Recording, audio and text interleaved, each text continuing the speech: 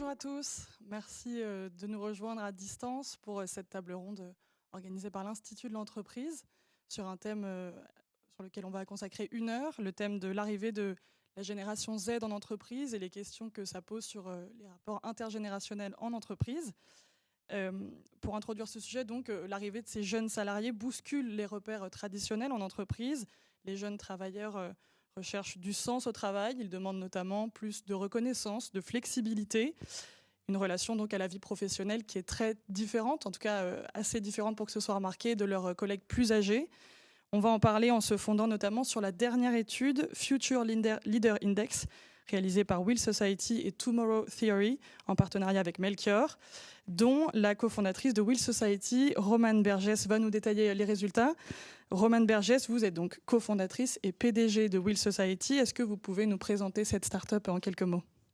Oui, Will Society, c'est le premier cercle privé intergénérationnel et international qui a pour objectif de réinventer le leadership, du moins de trouver un compromis et des solutions à tous ces sujets d'aspiration des nouvelles générations et attente aussi de leaders plus établis. Aujourd'hui, on a plus de 100 entreprises adhérentes au sein de Will Society, plus de 200 membres en France et à l'international, avec 25 nationalités de représentées et 50% de nouvelles générations, 50% de décideurs et leaders. Et notre objectif premier, c'est de permettre à chacun d'exploiter son plein potentiel sans jamais compromettre bien-être, performance et passion. Donc voilà ce qui anime aujourd'hui Will Society et on est incubé au programme INSEAD à Station F depuis 6 mois. Très clair, merci beaucoup. Et donc en partant des résultats de l'étude que vous avez menée et des constats qu'on va faire sur ce qui se passe en entreprise et dans les grandes écoles, sur les ambitions et les attentes de cette nouvelle génération, on parlera aussi marque employeur. Avec vous, Elisa Favier notamment, vous êtes responsable des ressources humaines généralistes en charge de la marque employeur et communication RH chez Abeille Assurance. En un mot, pareil, est-ce que vous pouvez vous présenter ce que fait Abeille Assurance ? Alors bonjour, merci de m'avoir conviée à cette table ronde. Je suis ravie de partager avec vous autour de ce sujet qui est passionnant et qui nous préoccupe et nous occupe beaucoup. Alors Abeille Assurance fait partie du groupe AEMA, qui est intégré au même titre que des sociétés telles que Massif, Aesio, Ophi Invest. Eh bien, nous avons le métier traditionnel d'assurance au même titre que nos concurrents AXA, avec une particularité où nous sommes reconnus pour aider et développer les activités des agriculteurs. Donc, d'un point de vue territorial, nous sommes présents à leur côté. Donc, nous avons une direction propre, une direction agricole, pour marquer un peu cette différence par rapport au métier classique d'assurance. Voilà, et donc dans le cadre de mes activités, j'accompagne la directrice des ressources humaines, Émilie Imbert, pour accompagner notre stratégie, puisque Abeille Assurance est revenue avec cette marque en rachetant la marque Aviva, donc il y a à peu près 2 ans, donc enfin même un peu plus, en 2021. Et donc nous sommes engagés dans un cycle de transformation majeur avec nécessairement un changement de culture. Et donc à ce titre, nous avons une feuille de route stratégique RH qui est plutôt ambitieuse, et notamment en matière de marque employeur, puisque on va l'aborder plus tard, mais on a un vrai enjeu d'attractivité, mais également de rétention de collaborateurs qui ont un profil très technique et très disputé sur le marché de l'emploi. Merci. La marque employeur, on va aussi en parler avec vous, Benjamin Autain. Vous êtes cofondateur de Planète Grandes Écoles. Même chose, est-ce que vous pouvez vous présenter Planète Grandes Écoles en quelques mots ? Le mot Planète Grandes Écoles, c'est le média Grandes Écoles Entreprises de référence. On va couvrir toute l'actualité des grandes écoles d'ingénieurs, de commerce, mais aussi du monde du travail. On va collaborer avec beaucoup d'entreprises sur des enjeux justement du futur du travail, de marque employeur également. Et on a aussi lancé une plateforme en fait EdTech il y a quelques années qui s'appelle Trainee. 10 000 utilisateurs d'ailleurs cette semaine, là on fête les 10 000, je suis bien content, qui sont étudiants, jeunes actifs, donc issus de grandes écoles d'ingénieurs et de commerce et qui les préparent au monde du conseil, de la finance, de l'audit et bientôt d'autres métiers, 100% gratuitement. Voilà. Et donc ce sont les entreprises qui coproduisent avec nous le contenu, les entreprises qui ont compris que se faire connaître, c'est aussi accompagner les gens en fait à se former et pas seulement dire voici qui je suis la meilleure, etc. Donc voilà, toutes ces problématiques-là, on va les couvrir au quotidien sur nos sites web, des réseaux sociaux, un magazine, etc. Et je suis ravi d'être parmi vous pour parler de tout ça aujourd'hui. On est ravis. Merci à tous les trois d'être ici. Pour finir les présentations, donc, je m'appelle Margot Boult, je suis journaliste, chef adjointe du service Idées et débats à la rédaction des Échos. Et donc, je suis ravie de modérer cette table ronde avec vous tous. Les présentations sont faites, donc sachez qu'il y aura un temps de questions-réponses à la fin de notre heure de discussion. Donc, n'hésitez pas à poser vos questions sur le chat. On se fera un plaisir de les prendre à la fin de notre discussion. La première partie, donc, je le disais, on va plutôt en parler avec vous, Romane Bergès. Ce sont les résultats de l'enquête Future Leader Index que vous avez menée chez Will Society. D'abord, Romane, on comprend en lisant votre étude que, c'est ce que je disais un peu en introduction, mais les jeunes salariés ont des attentes qui sont un peu nouvelles, non ? Qui sont la flexibilité, la reconnaissance, question aussi d'autonomie. Vous constatez que c'est nouveau, ces attentes-là en entreprise ? C'est pas nouveau. Nous, un premier chiffre alarmant de cette enquête que l'on a menée, le Future Leader Index, qui sont des décideurs avec les nouvelles générations pour confronter vraiment les visions et les points de vue. Une première statistique alarmante, on va dire, c'est que 87% des nouvelles générations rejettent les modèles de leadership actuels. Et 72% des décideurs considèrent qu'il est urgent de réinventer ces modèles de leadership et ces cultures d'entreprise. Nous, ce qu'on remarque aujourd'hui en évoluant, en sondant toutes ces nouvelles générations aussi, c'est qu'en effet, il y a une quête de sens qui est immédiate au sein de l'entreprise, un besoin d'autonomie, de clarté, de transparence aussi. Maintenant, il est facile pour n'importe quel jeune d'aller vérifier si une entreprise est en adéquation avec ses valeurs, dans ce qu'elle va communiquer sur sa marque employeur, et est-ce que c'est concrètement le cas une fois qu'on la rejoint. Ça, il y a plein d'outils et même de réseaux sociaux ou de médias qui nous permettent de connaître vraiment la culture d'entreprise en question. Donc ça, c'est tout ce qu'on voit, nous, en échangeant avec les nouvelles générations, et ce besoin de transparence et de pouvoir progresser, évoluer et grandir avec l'entreprise. Donc c'est poursuivre et continuer sa courbe d'apprentissage, on va dire. Ça, c'est pas nouveau, et c'est aussi le cas aussi des anciennes générations. Finalement, c'est la génération Z qui dénonce les modèles de management, mais on est tous d'accord pour dire qu'en entreprise, on est tous en recherche de cette quête de sens, d'exploiter son plein potentiel aussi, et de mettre l'humain finalement au cœur de la performance économique pour que tous les collaborateurs puissent travailler avec le cœur et être encore plus performants au final. Il y a la quête de sens, la question de l'impact dont vous venez de parler. Il y a aussi la question de la flexibilité. Est-ce qu'il y a une demande de plus en plus forte, je pense au télétravail par exemple ? Vous l'avez constaté dans votre étude ? Oui, l'enquête évoque 80% donc, de nouvelles générations qui favorisent un modèle hybride avec 2 jours de télétravail par semaine. Donc on n'est pas non plus sur des modèles de full-time en télétravail, mais 2 jours en effet par semaine sont vraiment priorisés, et même pour les managers et décideurs. Donc c'est aussi quelque chose qui s'est ancré après le post-Covid aussi. Et on a ce besoin de flexibilité qui vient au-delà du télétravail et du modèle hybride. C'est quelle flexibilité il y a dans les fiches de poste, dans les compétences à développer, dans la confiance aussi accordée à n'importe quel collaborateur au final et à ces nouvelles générations, de se dire comment notre courbe d'apprentissage peut progresser, comment on peut exploiter son plein potentiel. C'est ce qu'on utilise souvent, mais c'est exactement en lien avec cette demande de quête de sens, d'équilibre, bien-être, vie pro, vie personnelle également. Et ça confirme donc avec les statistiques que relève cette étude. Le problème peut-être de ces attentes qui semblent assez claires en fait du côté des nouveaux salariés un peu plus jeunes, c'est que parfois elles ne sont pas forcément bien comprises par le management au-dessus. Est-ce qu'il y a des malentendus en entreprise ? Est-ce que c'est les remontées que vous avez eues sur mais en fait qu'est-ce qu'ils veulent ces jeunes salariés ? Oui, il y a 4 grands stéréotypes ou malentendus qu'on peut souligner. Déjà, le premier, c'est de se dire que les nouvelles générations, on dit des nouvelles générations qui ne bossent pas, qui sont feignants, qui ne veulent pas travailler. Ça, c'est le plus gros stéréotype que l'on peut entendre. Et suite à l'enquête, en fait, les nouvelles générations répondent que si, on travaille, mais on ne travaille pas comme vous. Donc, c'est juste un nouveau rapport au travail qui est complètement différent, des modèles de management et de leadership qui sont devenus aussi obsolètes, parce que l'entreprise doit aussi faire évoluer ses cultures d'entreprise, ses modèles de gouvernance aussi, pour se dire que au bout de 20 ans, il faut que ça évolue et que ça suive les aspirations de chacun. Et les plus gros stéréotypes qui ressortent, le premier, on va dire, c'est cette quête de sens immédiate. Donc apparemment, les jeunes ont une vision court-termiste de l'entreprise. Ça, c'est vraiment ce que de nombreux décideurs nous partagent. Et nous, on leur répond qu'en effet, il y a cette quête de sens qui est immédiate, ce résultat de savoir concrètement, je travaille pour qui, pourquoi et avec quelle valeur. Ça, c'est le premier besoin de quête de sens. Le deuxième, ça va être le rejet des hiérarchies. C'est-à-dire qu'on va dire des jeunes qui ne savent pas se plier ou recevoir des ordres d'un supérieur. La réalité, c'est pas le rejet de la hiérarchie.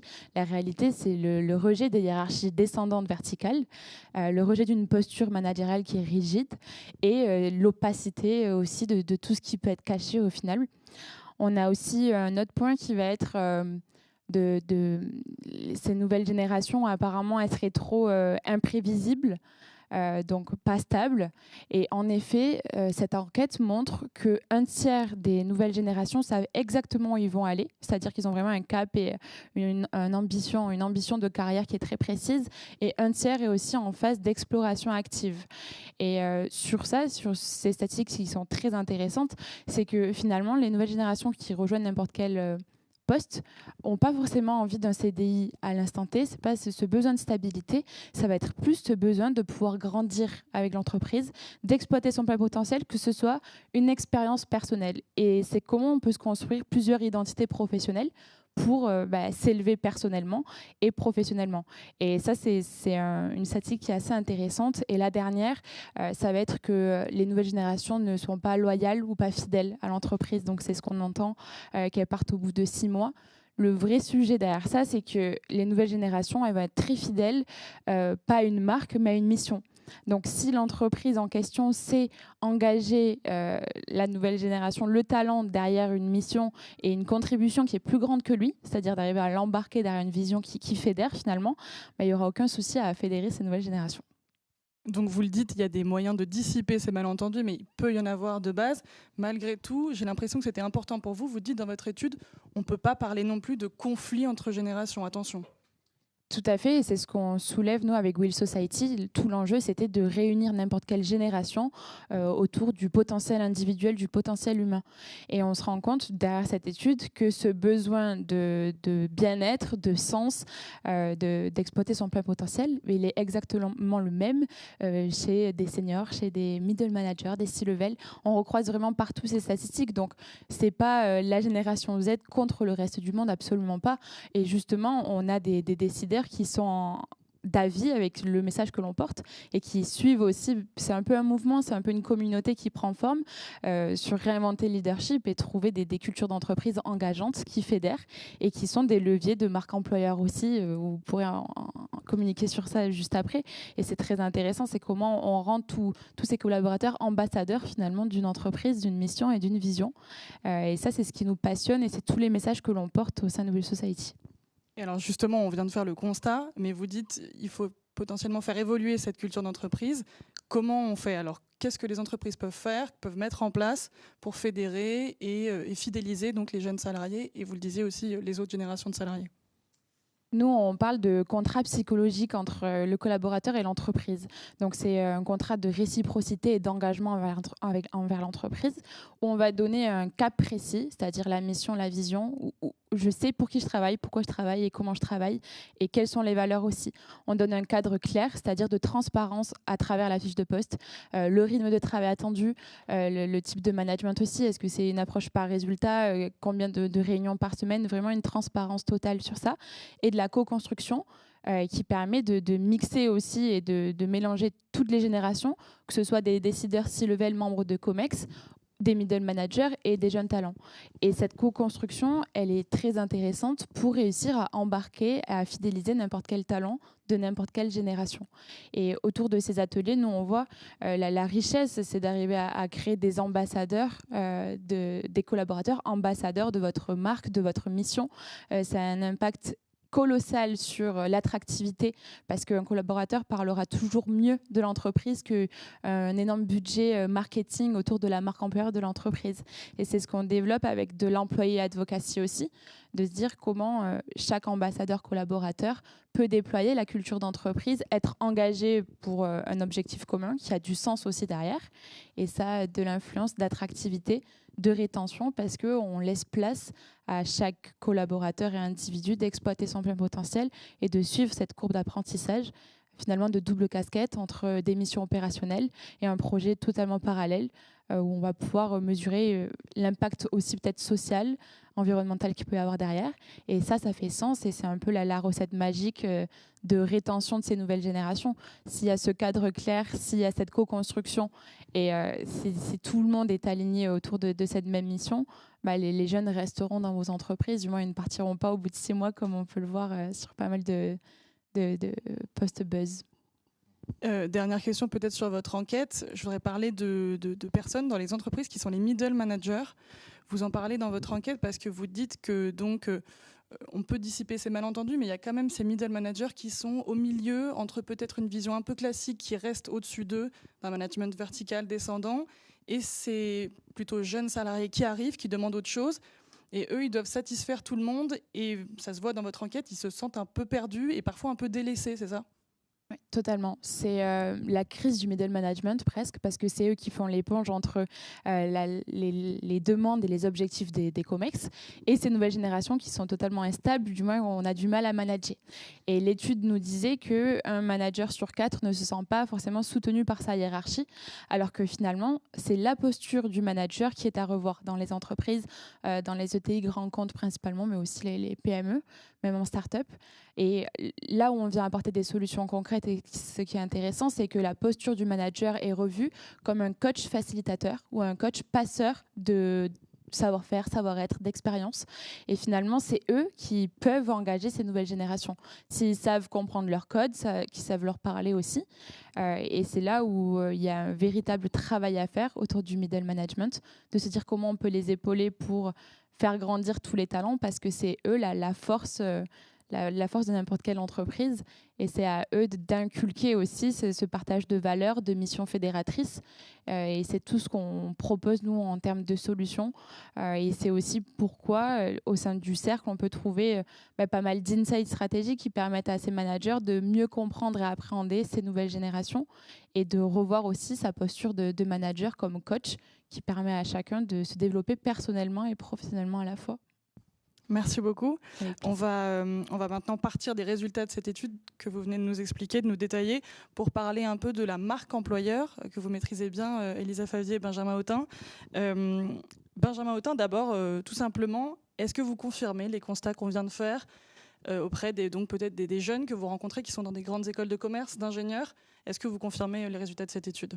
Il y a beaucoup de choses qui ont été dites, mais effectivement, je retrouve beaucoup ça, tout à fait. C'est qu'on a vraiment une nouvelle catégorie d'étudiants, de jeunes actifs maintenant, hein, qui ont vraiment des désirs différents, qui effectivement ne recherchent plus forcément le CDI.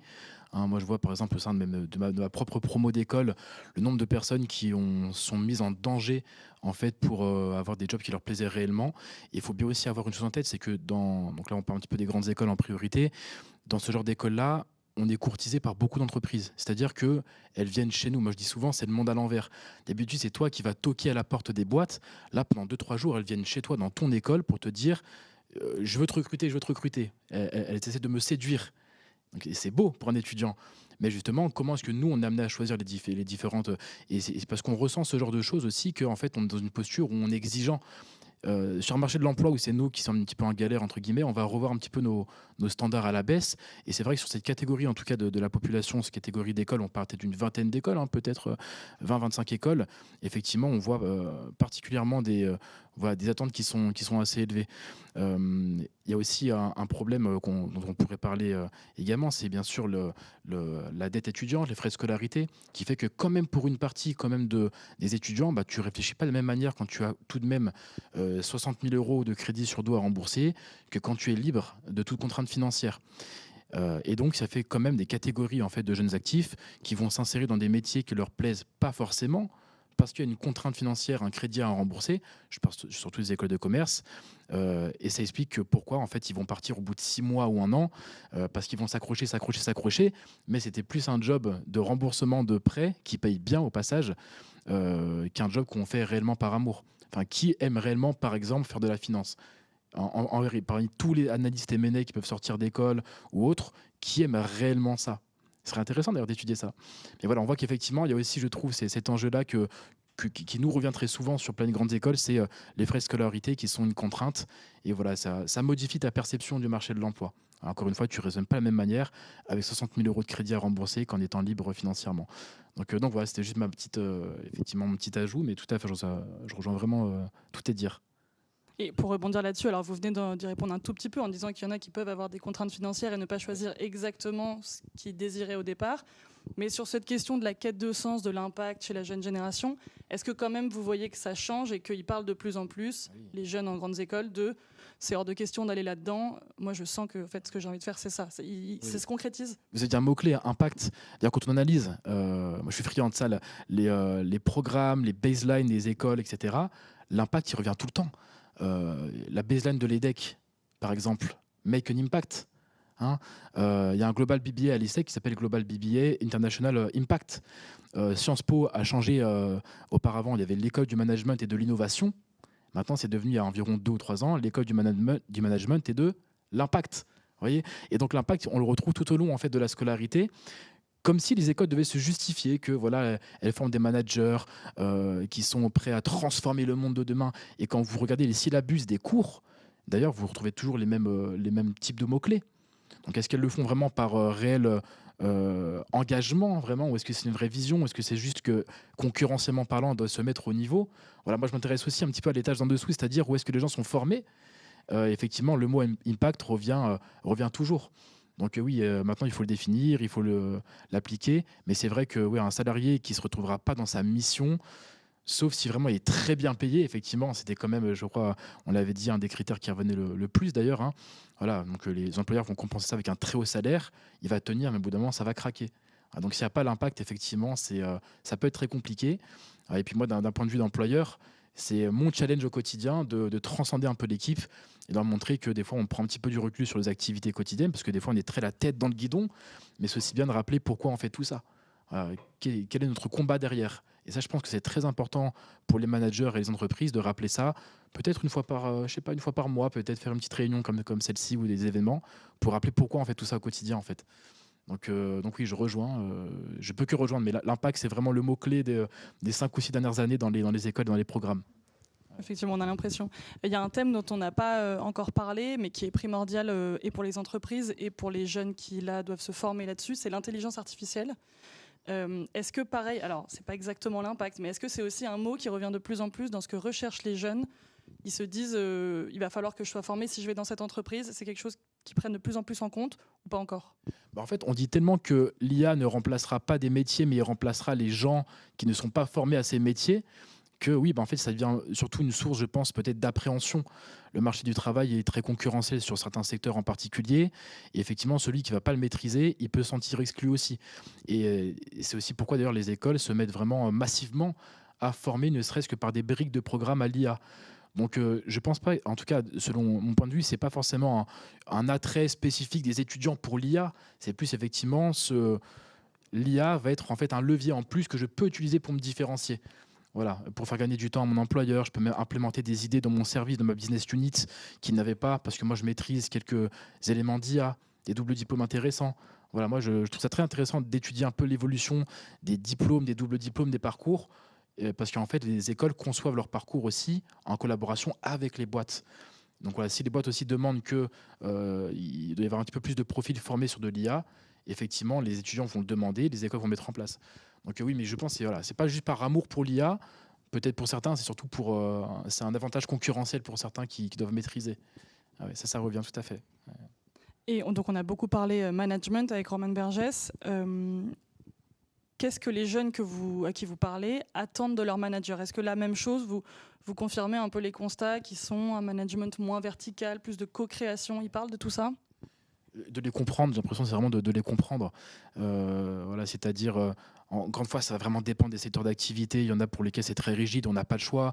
D'autres, on peut se permettre un petit peu plus d'horizontaliser. Mais effectivement, en tout cas, moi, à ma petite échelle, on a une boîte de 15-20 collaborateurs.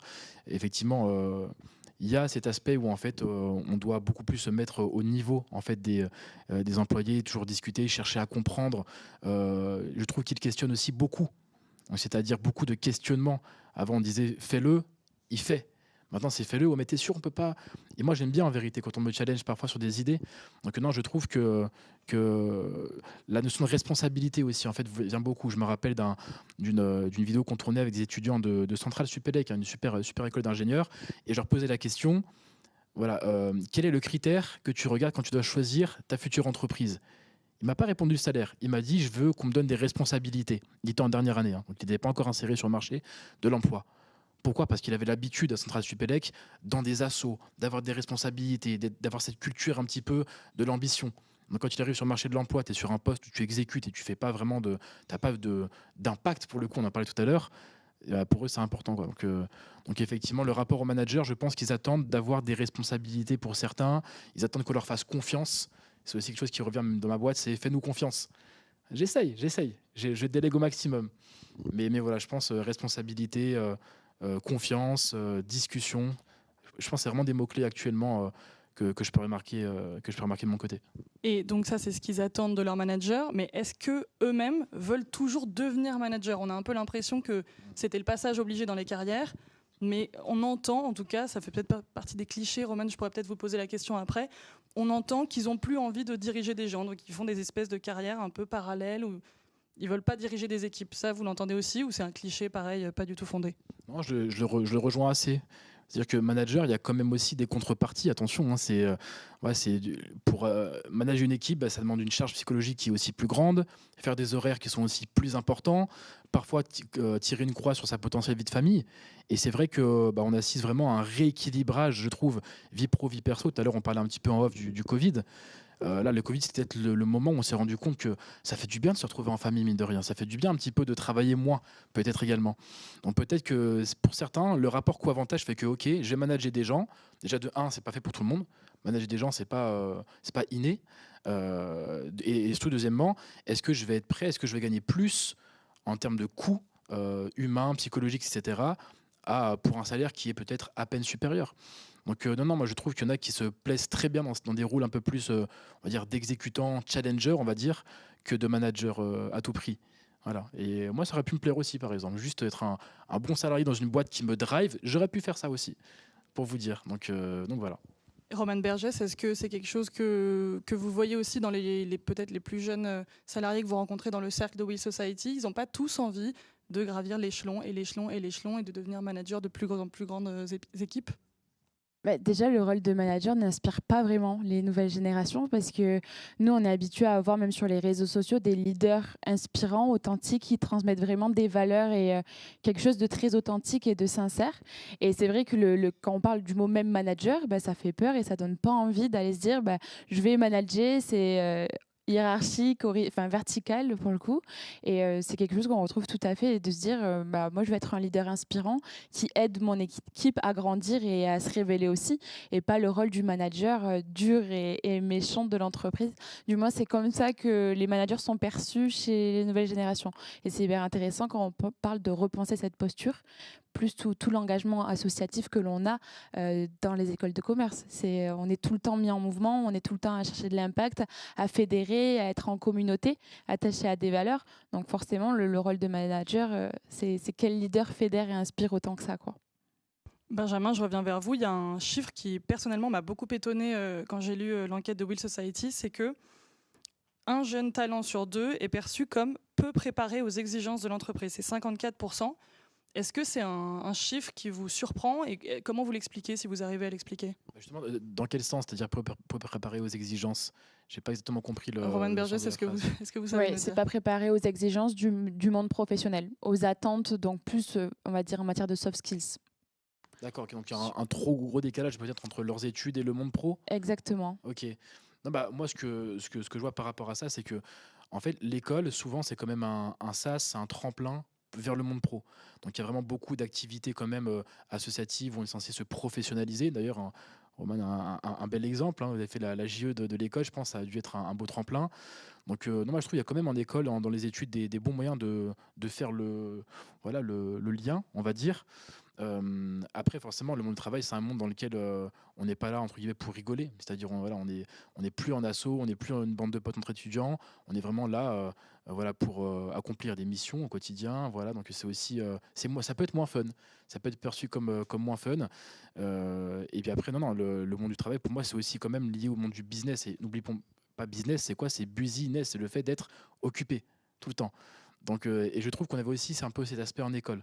Donc moi, je vais un petit peu nuancer ça parce que je trouve quand même en école, on avait toujours, comme tu disais, ce flow un petit peu. On est toujours occupé, un cours, une association, un événement. Et dans le monde du travail, en fait, on se rend compte de ça. Mais la différence, c'est que on est pris que par le travail et on rentre chez soi ensuite. Et puis on a un petit moment de vie de famille. Et ça peut être vite lassant. Voilà, moi, j'avais vu un peu ces questions-là. Mais donc c'est via les associations, visiblement, c'est ce que vous dites, qu'on peut peut-être commencer à attraper comment être en entreprise, les soft skills dont vous parliez, Roman. Mais est-ce que les cursus, les cours, sont adaptés à comment on travaille en équipe? C'est quoi être un manager? Ah bah ça c'est la grande question. Bah, au fi- majoritairement non. C'est-à-dire qu'effectivement beaucoup de cours paraissent un peu théoriques. Il faut bien sûr de la théorie dans les cours, mais c'est vrai que de plus en plus ce que les écoles vont faire, par exemple, c'est qu'elles vont employer en fait des intervenants. C'est-à-dire c'est plus des professeurs académiques issus du monde de la recherche, ça va être aussi de plus en plus des professionnels, des diplômés de l'école qui reviennent donner de leur temps pour en fait illustrer par des études de cas ou même leur faire travailler sur des sujets pour un peu les professionnaliser. Donc moi par exemple j'avais beaucoup eu ça en tant qu'étudiant aussi. Tous mes profs c'était que des diplômés de mon école quasiment. Avec qui avaient des très hauts postes qui revenaient. On avait le secrétaire général de Danone, par exemple, qui nous donnait cours ou des choses comme ça. Autant vous dire qu'avec 40 ans de bouteilles à son passé, il avait comme des choses à nous transmettre. Donc moi, je l'ai trouvé bien accompagné, mais c'est vrai que s'il n'y a pas ce volet intervenant, ça peut être très vite barbant. Et pour terminer là-dessus, l'école aussi, c'est un moment dans lequel on doit être proactif. Que ce soit via des associations qui seront professionnalisantes, les JE, les job services, etc., ou même par des projets. Voilà, on peut monter son projet, on peut monter sa boîte, on peut faire énormément de choses, tisser maintenant des associations de réseaux d'anciens, c'est aussi très puissant. Donc en fait, c'est un peu à nous d'aller chercher ce petit truc en plus pour vraiment mieux faire le lien. Parce que celui effectivement qui se pose sur sa chaise, qui attend que les cours viennent à lui et il pense qu'il va être préparé au monde du travail, il se trompe carrément. C'est pas ça la réalité. Donc je vois tout à fait là où vous vouliez en venir avec cette question-là. On doit être proactif, je pense. Et c'est le meilleur conseil qu'on puisse donner. Et Roman, justement, je rebondis peut-être. Benjamin vient de parler de la JE. Je ne sais pas si tout le monde là à distance connaît ce que c'est. Vous avez fait partie de la JE de votre école. Est-ce que vous pouvez expliquer ce que c'est? Je trouve que c'est un très bon moyen. C'est pas accessible à tout le monde et tout le monde n'en a pas envie en grandes écoles. Mais c'est un bon moyen de toucher, pour le coup, peut-être de plus près possible en école, ce que c'est que travailler en entreprise, travailler avec des professionnels en corporate. Complètement. En fait, les juniors entreprises, c'est un peu l'école de la vie, l'école où tu te découvres vraiment, où tu es retranché même dans tes limites. Parce que moi, j'avais 20 ans quand on a commencé à diriger Escareto Junior Conseil. Donc, c'est un cabinet de conseil étudiants qui on délivre des missions de conseil pour des TPE, PME, des grands comptes, des études de marché, stratégie commerciale, etc. Et on était déjà une équipe donc, de 17 personnes. On générait à peu près 300 000 € de chiffre d'affaires. Et ça nous poussait au quotidien à gérer plus de 60 clients en parallèle des études. Donc, on avait quand même un programme emménagé où le matin, c'était les cours et l'après-midi, la junior entreprise. Mais moi, c'est ce qui m'a révélé, c'est-à-dire le relationnel client, toute la partie soft skills, savoir parler en public aussi, parce que c'était énormément de prix, de conférences, de porte-parole de l'engagement étudiant, où on a fait jusqu'au remporter le prix de la meilleure junior entreprise d'Europe. Donc, ça a vraiment été une expérience qui est transformatrice et où on a pu se créer un premier réseau d'adresses, carnet d'adresses. Et c'est aussi une excellente base qui nous a permis, avec Clémence, mon associée, de créer notre entreprise 2 ans après, parce que tous ces contacts se sont accumulés. L'expérience, toutes les erreurs, on les a expérimentées et faites en junior entreprise. Et je dirais que c'est une très belle voie vers l'entrepreneuriat. C'est pour le coup, c'est un peu un crash test entrepreneurial où on peut tout expérimenter. Il y a 0 risque vu que c'est une association. Bon, bien sûr, dans la mesure des possibles, mais c'était un excellent élan. En tout cas pour donner goût à l'entrepreneuriat. Et même en entreprise, après, c'est le temps d'avance. Moi, par exemple, je suis l'exemple parfait de... Donc, j'avais TBS Éducation. Avoir des stages en private equity ou fusion-acquisition sortis d'un top 10, c'est pas forcément le plus simple, étant donné qu'ils privilégient vraiment le top 3. Et au final, ces expériences m'ont permis, en étant proactive et en travaillant énormément, de décrocher des beaux stages et après d'atterrir là où je voulais aller. Donc, c'est clair et net que c'est la volonté, la motivation intrinsèque de chaque personne qui permet d'atterrir et d'arriver à ses objectifs et ses fins, quoi. Faut rajouter un tout petit élément en 10 secondes. Il y a aussi l'alternance, on n'en a pas parlé, mais c'est vrai que c'est un tremplin magnifique entre voilà, le monde des études et le monde professionnel. Grosse pensée, grosse force à tous nos alternants de France, parce qu'effectivement, ils doivent quand même conjuguer des attentes d'entreprise qui sont élevées, avec aussi une école qui leur fait pas de cadeaux en termes d'exigences académiques. Donc voilà, je trouve que l'alternance, c'est un modèle français. N'hésitons pas à le rappeler, hein, ça n'existe pas vraiment à l'étranger. Donc voilà, et d'ailleurs les entreprises, hein, et vous confirmerez ou non, vous aimez beaucoup ces profils aussi qui ont d'abord fait une alternance chez vous. Après, on veut les garder parce que ça y est, ils sont formés, ils sont très bons. Donc voilà, l'alternance, c'est aussi, je trouve, une superbe solution. Voilà. Excellente transition, Benjamin. Elisa Favier, du coup, je me tourne vers vous maintenant. On a fait plein de constats sur cette nouvelle génération de salariés, sur ses attentes, sur peut-être du coup les petites incompréhensions qu'elle peut aussi créer quand elles arrivent en entreprise. Qu'est-ce que vous en pensez? Est-ce que vous validez? Est-ce que vous vous reconnaissez chez Abeille Assurance dans les constats qu'on vient de faire? Eh bien, j'ai envie de répondre. Effectivement, il y a beaucoup de choses qui ont été évoquées, donc il faudrait plus qu'une table ronde d'1 heure pour les traiter, parce que ce sont des vrais sujets de fond. Ce que je retiens parmi toutes les thématiques qui ont été soulevées, ça ne se décrète pas. Il y a des volontés de part et d'autre, hein, la génération Z, la toute nouvelle génération, et j'ai envie de te dire qu'en tant qu'entrepreneur et entreprise emblématique du milieu d'assurance, on ne peut pas se tromper et il est urgent de ne pas aller vite. C'est-à-dire que cette génération Z, on ne peut pas leur vendre n'importe quoi parce qu'ils vont tout de suite le voir que c'était faux. Donc, ce qu'ils vont rechercher, c'est du concret, de l'authenticité, de la transparence, effectivement. Et ce qu'on constate, c'est que le Covid, hein, même si ça va faire 5 ans maintenant, ça a été déjà un sacré virage qui a bousculé des repères. Des repères managériaux. Donc effectivement, c'était plutôt, en plus en France, hein, on est dans du management un peu à l'ancienne et même s'il y a des volontés de se démarquer et de dire que les mentalités évoluent, ça reste très lent. Voilà, et ça a été d'autant plus flagrant pendant le Covid, puisqu'il y a eu du distanciel, et donc ça s'est beaucoup vu. Il a fallu nous mettre en rang de marche et de le prendre en compte, parce que sinon, effectivement, on perdait du monde. Et voilà, donc on n'a pas le choix que de vivre en résonance avec les évolutions sociétales. Surtout dans des métiers où on a des tensions, typiquement dans les profils d'actuaires, un peu de finance, de risque, hein, puisque nous avons une activité très réglementée. Donc ce sont des profils qui sont très recherchés. Mais ces jeunes-là, effectivement, le CDI n'est pas un argument. Le salaire, oui, mais pas que. Donc, ils vont être très attentifs à l'environnement de travail, aux conditions. Donc là, on appelle ça la QVCT, la qualité de vie aux conditions de travail. Donc, il y a les aspects de vie privée, équilibre vie privée, vie pro. Il y a donc, bien sûr, tout ce qui est lié à la parentalité, donc tout ce qu'on peut mettre comme une initiative pour prendre en compte toutes les populations. On est pour le coup, là, je pense qu'on était un peu en avance de phase par rapport à nos concurrents. On est très dans l'inclusion, plutôt dynamique. On a une communauté LGBT+. Vraiment, alors c'est pas pour faire du marketing, c'est vraiment, il n'y a même pas de sujet en fait, et on est plutôt fiers de ça. Après, sur ce que vous disiez tout à l'heure, et c'est très vrai, il n'y a pas de concurrence entre les jeunes et j'ai envie de dire les seniors. Parce que dans nos métiers, on a une pyramide des âges qui est assez marquée. C'est qu'on a énormément de départs en retraite prévisibles. Donc, on a tout intérêt aussi à motiver les seniors à faire de la transmission intelligente et à cette population de jeunes et donc de génération Z, c'est un vrai partenariat. Et il n'y a pas de conflit. Nous, on constate, ça se fait plutôt bien. Ça se fait plutôt bien parce que il y a une vraie relation de confiance qui s'instaure. Et encore une fois, ça se décrète pas. C'est comme le mot bienveillance. Ils sont très intelligents et puis ils sont pas dupes parce que effectivement, ils n'ont pas peur de quitter l'entreprise s'ils considèrent que les valeurs auxquelles ils tiennent ils ne les retrouvent pas.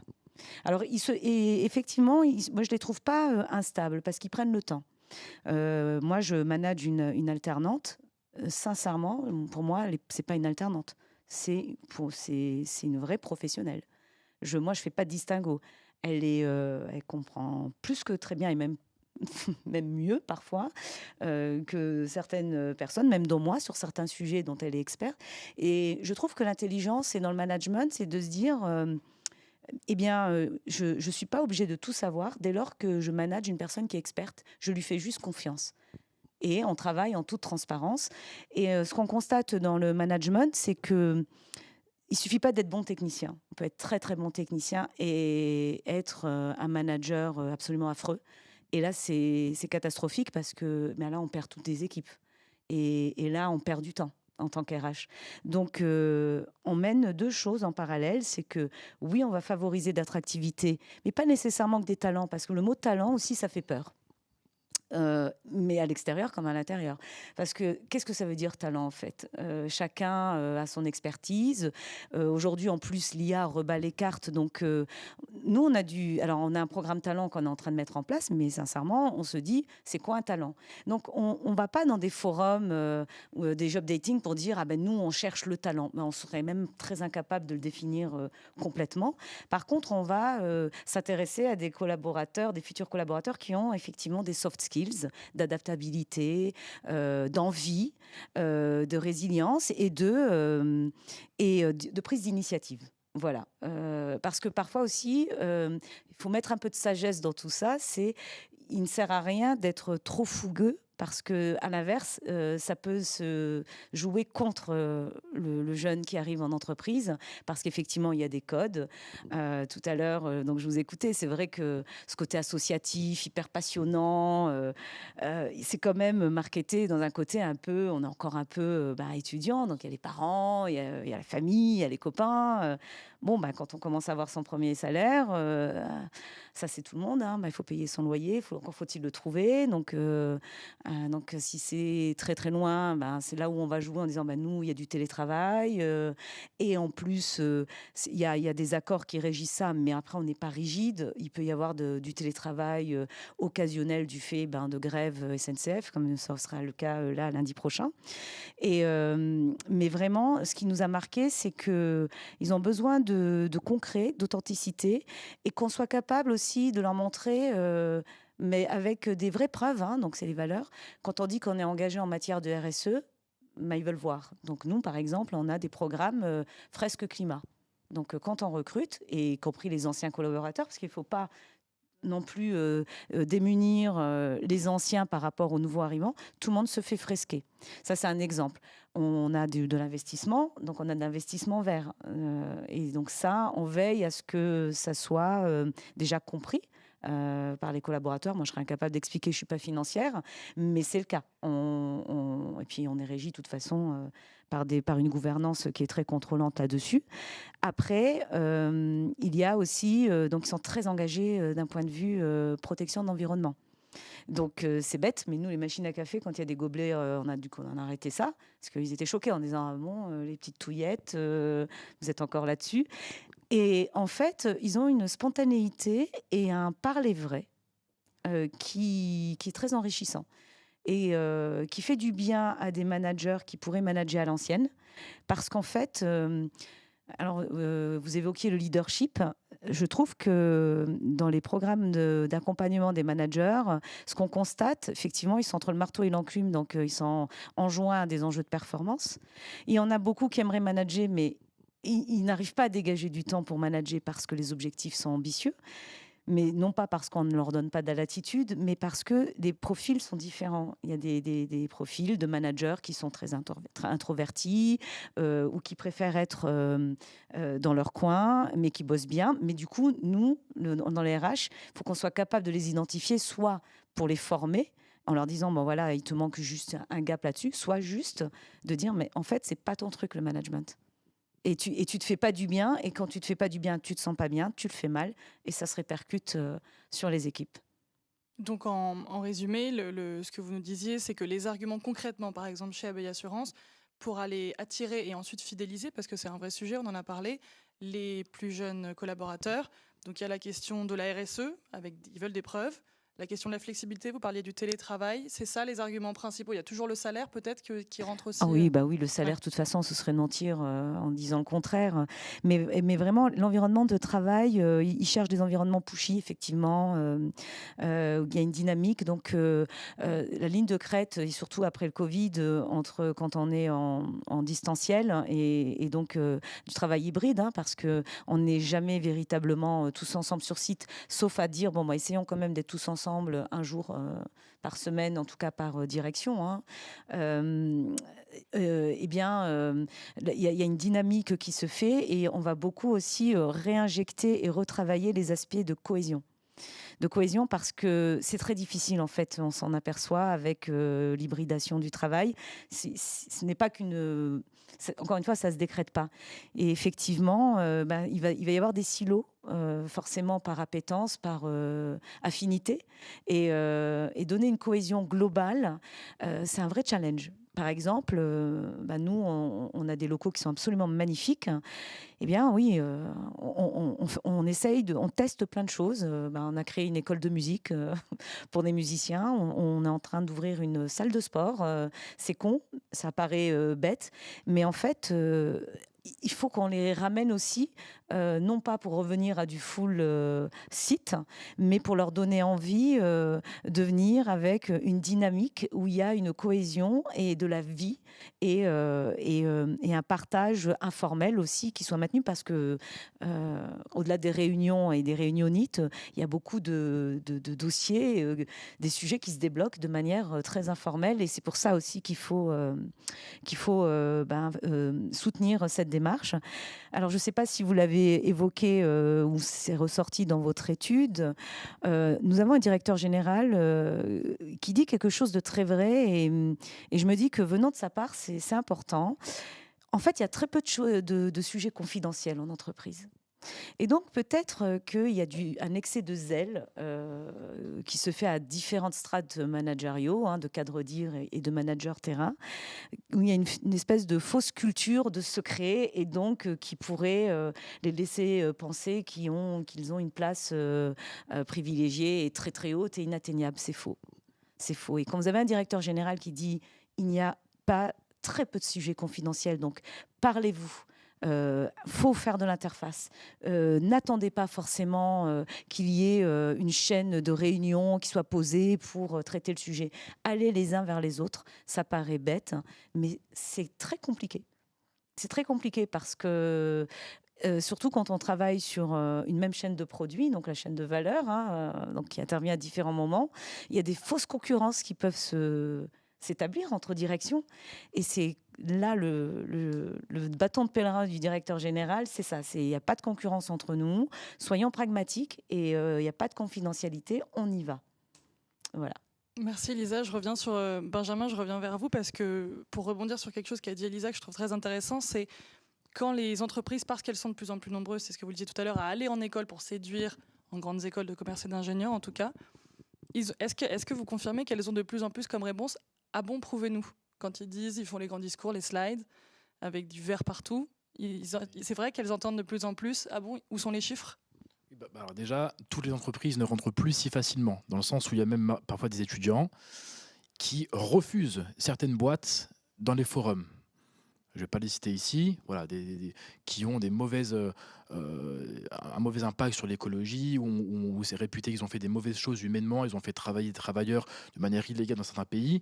Il y a clairement des étudiants qui n'en veulent pas, qui vont venir mettre des mains rouges sur les kakémonos comme ça quand ils vont venir. Voilà, ils vont un petit peu s'opposer à leur venue pour leur faire comprendre, vous ne recruterez pas chez nous.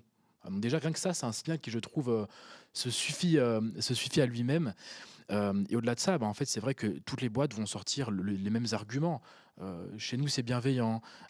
Chez nous, on s'entend bien. Chez nous, tu auras des... Mais en fait, ce discours-là, on l'entend de partout. Et donc, nous, ce qu'on attend vraiment, enfin, je dis nous, mais j'ai été 2-3 ans de plus qu'eux, on va dire. Mais c'est vrai qu'en tout cas, les étudiants attendent vraiment aujourd'hui du concret. Ça commence à se manifester. Est-ce que je peux discuter, on parlait de l'employé advocacy tout à l'heure, est-ce que je peux discuter avec des collaborateurs de chez toi qui ont fait mon école? Voilà, c'est très important aussi. Quelqu'un qui me ressemble et qui va pouvoir me dire la vérité. De même manière que quand on va choisir une école un petit peu au stade en dessous, quand je suis admis dans différentes écoles, le mieux c'est quoi? C'est comme que j'ai discuté avec des gens qui sont dans cette école-là et qui ont fait mon lycée de base, ou, voilà, et qui me ressemblent. Donc on revient toujours en fait au b.a.-ba, hein. C'est des petits réseaux informels qui vont venir en fait confirmer ou non des grands discours marketés. Parce que les boîtes doivent le faire aussi, bien sûr. Mais bon, c'est vrai que et effectivement, et le ROI de ces forums est parfois regardé de près. Parce que par exemple, des boîtes qui vont se plaindre de recevoir que 30 CV dans la journée, 40 CV. Par exemple, donc il y a aussi des enjeux côté entreprise, il y a aussi des enjeux côté carbone, parce qu'il y a aussi des entreprises qui sont challengées sur l'impact carbone de ce genre de forum. Exemple, j'ai une boîte à Paris, je vais faire un forum par exemple à Toulouse, je vais envoyer des collaborateurs parisiens, une équipe de 10, ils vont manger comme ils n'auraient pas mangé au sein de ma boîte, sachant qu'ils calculent tout en termes d'impact carbone. Donc il y a aussi des fois des choix qui sont faits pour cuter certains salons et pour avoir des solutions plus digitales un peu différentes. En tout cas, oui, les étudiants sont très regardants, hein, sur toutes les promesses, parce qu'on nous fait les mêmes promesses d'un stand à l'autre. Donc c'est un vrai challenge pour les boîtes, mais c'est aussi un challenge pour les étudiants de savoir, finalement je vais où, quoi. Donc oui. Et les entreprises, pour revenir à nos postulats de base, mais les entreprises, elles vont de plus en plus voir les étudiants en école. On en avait parlé un peu quand on s'était eu au téléphone. Il y a de plus en plus elles font plus d'efforts pour aller les chercher. En fait, moi, ce qui me dérange un petit peu dans les salons, c'est qu'on est un petit peu là à s'exposer, à dire voilà, je suis la meilleure, voici ce que je vulgarise, schématise. Prenez-le pas pour vous, mais voilà, c'est un petit peu cette idée-là. Et les écoles font la même chose dans le salon de l'étudiant, c'est un peu pareil. Moi, ce que je trouve très intéressant, c'est les boîtes qui ont compris qu'elles doivent former les étudiants aussi. Dans le sens où, comme on l'a dit tout à l'heure, parfois c'est des professionnels qui viennent, ça peut être des anciens de l'école, mais ça peut aussi être des entreprises partenaires qui viennent développer des chaires, qui viennent intervenir dans certains modules.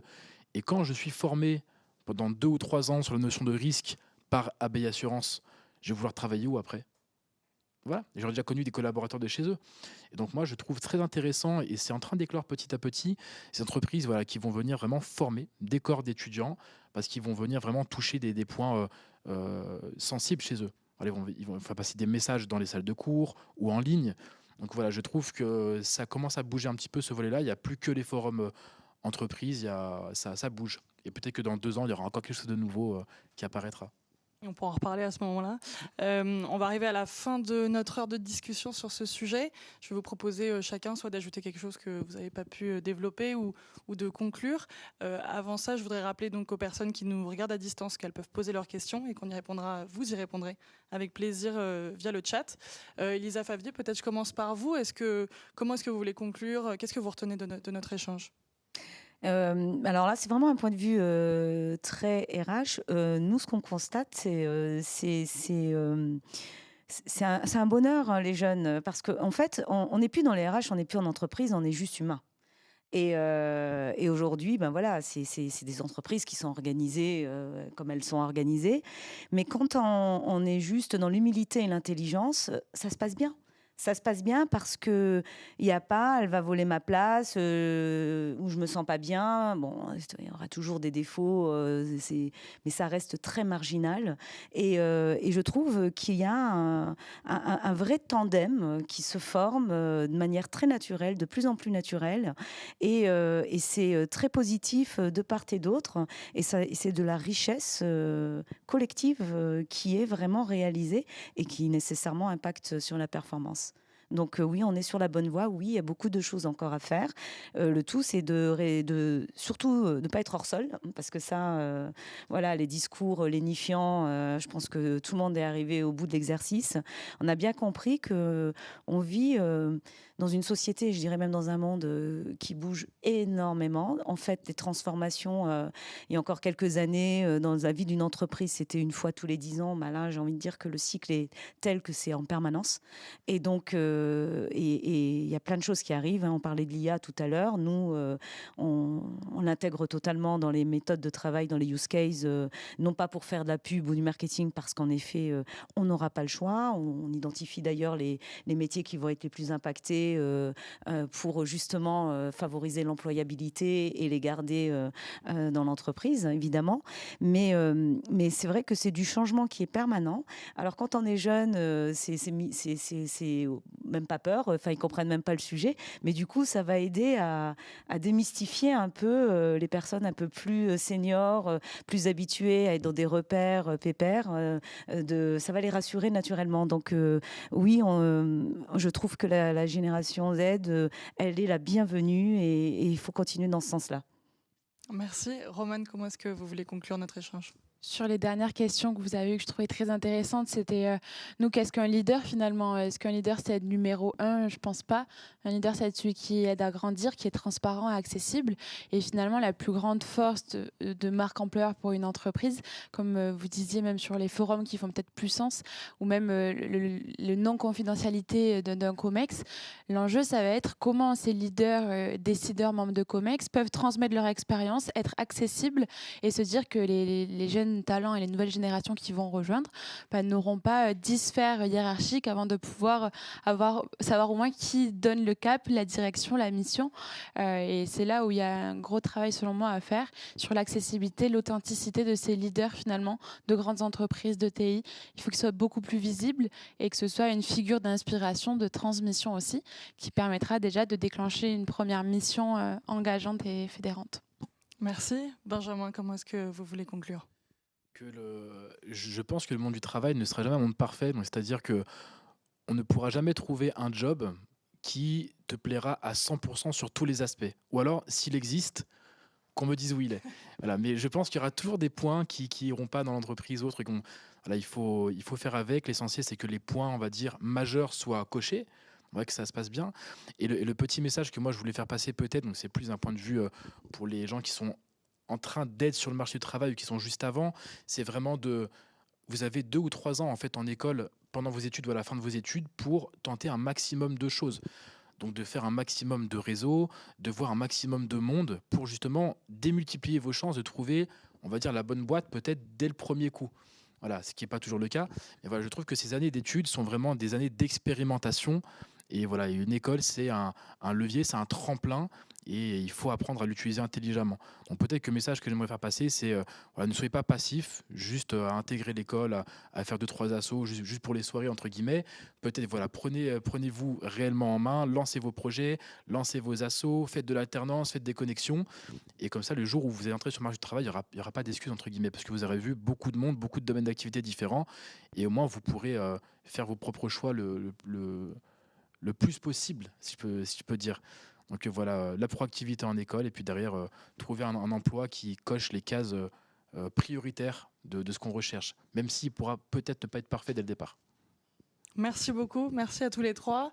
Elisa Favier, donc d'Abeille Assurance, Romane Berger, Swill Society, et Benjamin Hautain de Planète Grandes Écoles. Je regarde le chat, je crois que nous n'avons pas de questions, donc on va pouvoir conclure cet échange. Merci à tous les trois de vous être déplacés et vous pourrez retrouver donc cet échange en replay si besoin. Merci à tous. Merci. Merci. Merci à Margot.